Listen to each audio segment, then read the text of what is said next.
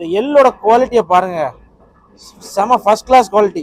இது வந்து 3 எள்ளுமே கலந்துருக்கு. அதாவது எள்ளுல வந்து மொத்தம் 3 கலர் இருக்கும், கருப்பு, சிகப்பு, வெள்ளை.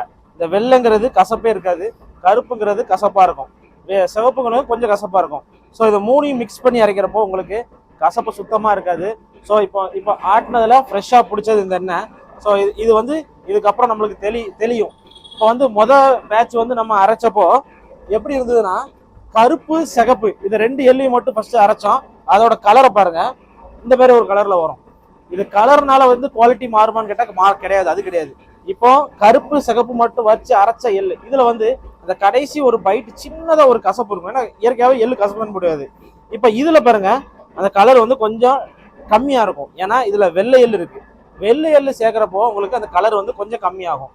ஸோ இதான் விஷயமே தவிர குவாலிட்டி வைஸ்ல எந்த காம்ப்ரமைஸும் பண்ண மாட்டோம். ஸோ நிறைய பேர் கசக்குதுன்னு சொல்றதுனால நம்ம வந்து இந்த ஸ்டெப்ஸ் எடுத்திருக்கோம். இந்த வெள்ளை எள்ளு கசக்காதனால எல்லாம் சம அளவு எடுக்கிறப்போ உங்களுக்கு கலர் வந்து கொஞ்சம் டிம் ஆகும், கம்மியா. ஸோ இதான் விஷயம். லைவா அரைச்சி எடுத்து காமிச்சிருக்கோம் பாருங்க, இதான் விஷயம்.